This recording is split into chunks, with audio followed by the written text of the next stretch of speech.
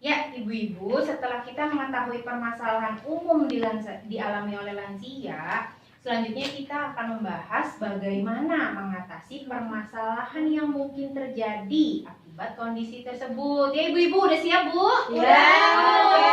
Sip. Nah, nanti saya akan bagi 3 kelompok, Bu. Yang pertama Bu Eis ya, Bu ya? Iya, Bu.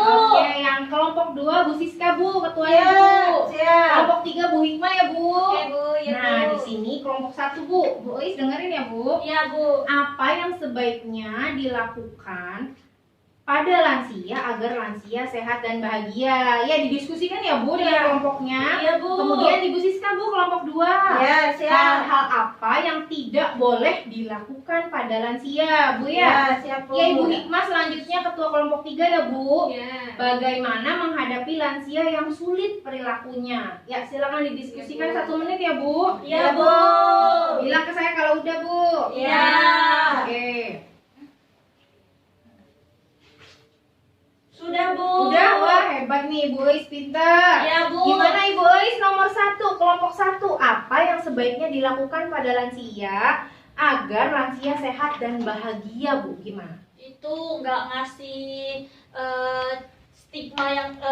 stigma tuh, Bu, atau enggak ngecap Iya, julukan ke lansia itu.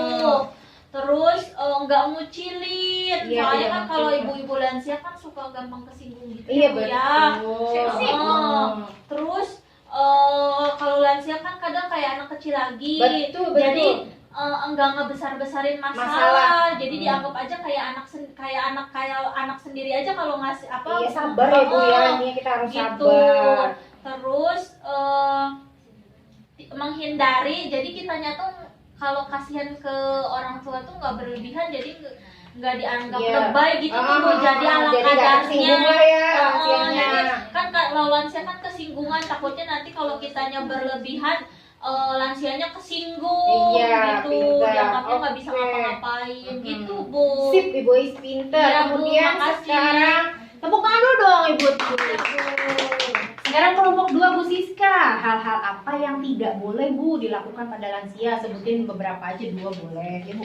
Ya, contohnya misalkan mengucilkan ya Bu ya. Biasanya kan kalau lansia itu kan apa sih dikucilkan gitu, baik dari keluarga, kadang kan apa nggak diperhatikan Udah ya. nggak nyambung lah ya Bu ngobrolnya Nah, gitu ya. itu. Terus yang kedua itu memberikan stigma atau cap kepada lansia. Nggak boleh ya, Bu, Nggak ya. boleh itu Bu. Ya, selanjutnya Ibu Hikmah. Tepuk tangan dulu buat Bu Siska dong. Nah, kelompok 3 Bu Hikmah.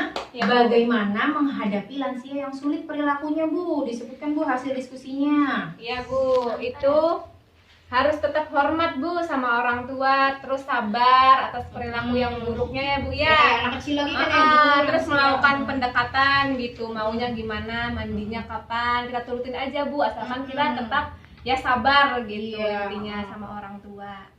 Udah Bu. Iya, makasih Bu. Terima kasih. Ya, jadi itu ya Bu. Nah, dari yang ulasan diskusi tadi, sekarang kita lanjut Bu. Sebenarnya adalah penjelasannya itu ada di flip chart 4 dan 5. Nah, kita sendiri tahu bahwa lansia itu kelompok yang rentan ya Bu ya. Istilahnya rentan ya, begitu ya, rentan secara kesehatan maupun emosionalnya. Sensi Jadi, Bu. iya bener sensi. Prinsip melayani lansia Bu, yang pertama bener tadi Bu Eis sama Ibu Siska ya, tidak memberikan stigma atau cap kepada lansia. Kemudian tidak mengucilkan, menghindari sikap sensitif, misalnya mudah marah dan tersinggung.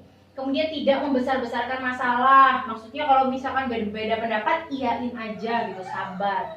Kemudian menghindari sikap belas kasihan yang berlebihan. Kemandirian, memberikan kesempatan pada lansia menunjukkan kemampuannya Bu. Misalkan masih bisa ngambil piring atau sendok sendiri, ngambil makan sendiri, ya nggak apa-apa, dibiarkan aja sambil kita awasi ya Bu ya. Ya. Kemudian keluarga sebagai sumber pemecahan masalah.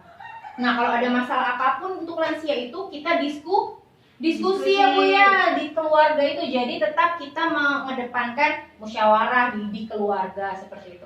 Kemudian tadi cara menghadapi lansia yang sulit perilakunya, yang kelompok 3 ya Bu ya, Ibu Hikmah. Ya. Yang pertama, tetap menghormati dan menghargai lansia sebagai orang tua. Yang kedua, bersikap sabar dan bijaksana terhadap perilaku lansia. Yang ketiga, memberikan kasih sayang dan menjadi pendengar yang baik bagi lansia. Kemudian melakukan pendekatan pribadi, misalkan dengan meminta nasihat pada lansia. Jadi kita kan pasti, lansia itu kan orang tua kita, ataupun misalkan nenek, kakek kita gitu ya Bu ya. Jadi kita tetap melakukan pendekatan pribadi, nanya solusi permasalahan, biar mereka juga merasa dihargai ya Pak Bu ya. Gitu. Terus kemudian beri kesempatan terhadap apa yang disukai lansia, termasuk kapan ia mau mandi, apa yang ia mau makan, apa yang ia mau kerjakan sepanjang tidak membahayakan dirinya, Bu. Nah, dari yang poin terakhir ini memang jadi lansia itu tetap harus kita hargai ya Bu ya, sukanya apa, sok mau makan apa, seperti itu. Jadi kitanya juga jatuhnya menghargai lansia sebagai orang yang harus kita hormati ya Bu. Ya, ada yang belum ngerti Bu? Paham, cukup Bu. Terima kasih ya Bu ya, selanjutnya akan dilanjutkan oleh teman saya.